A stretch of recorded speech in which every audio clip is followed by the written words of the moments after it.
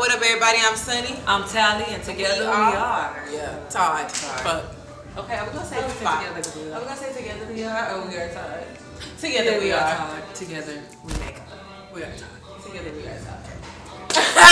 Good check. Let's go. Post it up. Trendsetters. You so pressed. Trendsetters. Keep that shit that way. Trendsetters. That's the motto. Here we go. You can't come. Say, pay me the hookah. My gun a bazooka. I don't fuck with no loser. Bring your bitch and I choose her. A1HipHop. This is a pleasure. I'm chilling with the group formerly known as Blessed Now Todd. How you doing, ladies? What up? How you doing? I'm blessed by the best. Let me get you to get some sound. Hi. now, let me know, because they text me. No, I won't say text, DM me to get some of the looks exclusive. And I feel very honored, you know what I'm saying, by the way. I don't know if y'all want me to just go in or you just want me to just go light with it. But I'm going to go light with it, you know what I'm saying? Jump in? There's really nothing off limits. Yeah, because y'all actually put it out there. We're open book. I'm going to go light.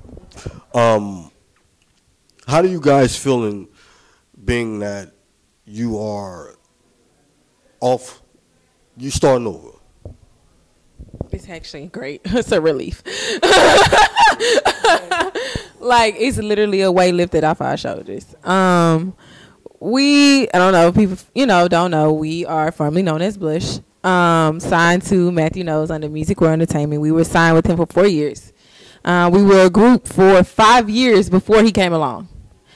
And we had already put a lot of work, grinded into the city. So, we were just kind of at that point where we were looking for either an investor or a management because we knew we needed to take our career to the next level. So when he came, it kind of stumbled upon us. We was like, okay, we kind of felt like that was like our way out because we was already in the midst of talking about management. So we kind of felt like, okay, maybe we should take this even after, all the things that people said to us and our family members. And, we was like, we sat on it for a minute when he presented us the contract after the showcase and everything.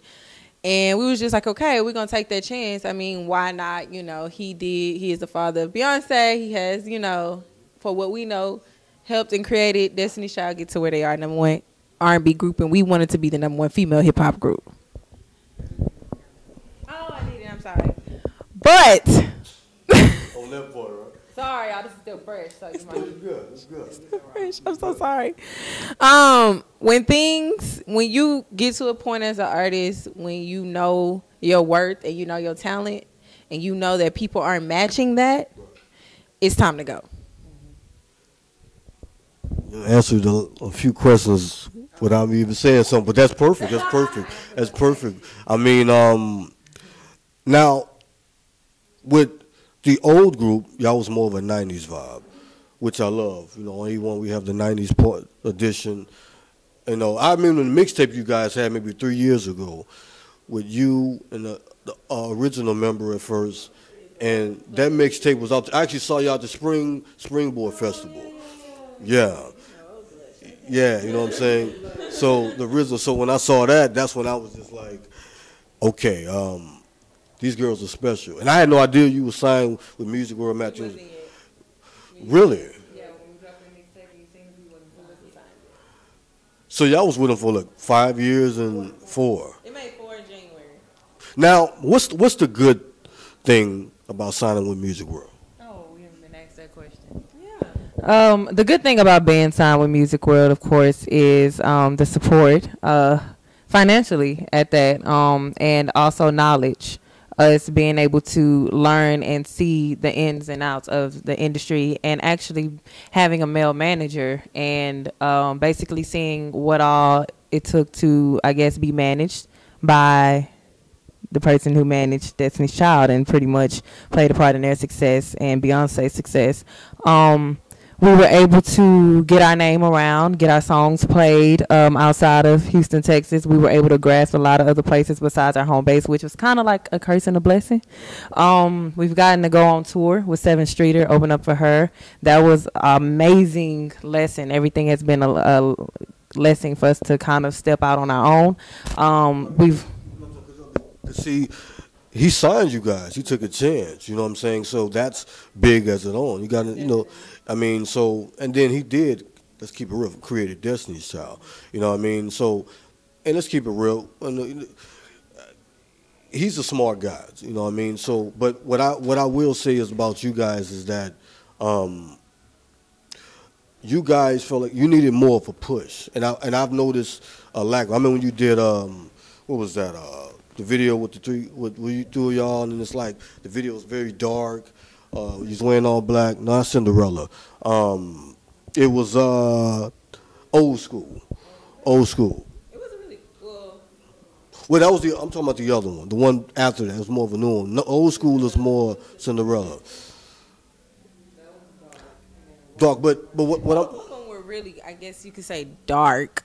Like, as far as Old School Back was a very bright. It was outside. It was vibrant colors. Cinderella was and Cinderella and Work was both in a warehouse. Right. So it did give it kind of, I guess, a darker look per se as far as lighting wise and just the clothes and everything. But Old School Back, he tried to incorporate some of what we wanted in the video. So that was more of our we had a little bit of creativity when it came to the video versus Cinderella and Work was nothing to do with us. It was completely directed and created by DC out in New Jersey. So we really had no creative control over those videos, but it was trying to, I guess they were trying to, you know, show Blush in a different light than the old school. sex sales. Yeah. So what happened with the other member? Because from what I know,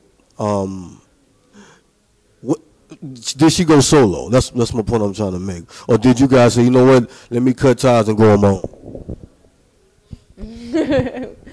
Oh, right. I'm trying to think of the politically correct answer. So. Can I curse? Oh, give me the motherfucking mic. Ew. Okay. Give me the motherfucking mic. Basically, it did not plan. The way you see it now is not what we planned. You know, we did, after we met with Mr. Nose in January, he pretty much was at the point where he was like, you know, I want to do things my way. I want to change this. I want to cut the singing. I want to, you know, add more rap. I want to change her hair. I want to do all these things. And we're like, things that he's already done, but I guess he wanted to do it a different way because whatever the results that he was trying to do, he wasn't getting. But it was like, okay, we're going to try it your way, even though we've been doing it your way. And we asked him, he was like, so if we haven't been doing it your way, then what way have we been doing it? He was like, well, I don't want to talk about that. We was like, okay, fine. We'll do it your way. Bunny did not like him. She did not. Well, this is what she told us. She did not feel as though he had our best interests. He did. Oh, remember.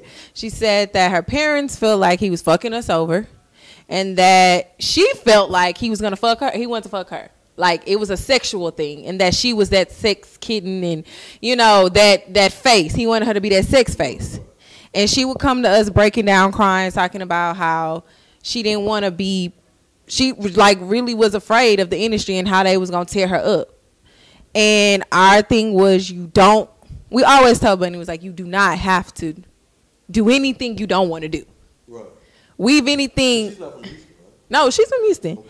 If anything, we actually tried to get her, because, you know, me and her we're not show skin type people. We've always kind of been those tomboys or, you know, that chill homie swaggy vibe that's always been us. You know, every once in a while, you know, you might see a little stomach or some legs, but, you know, we never went that far. Right.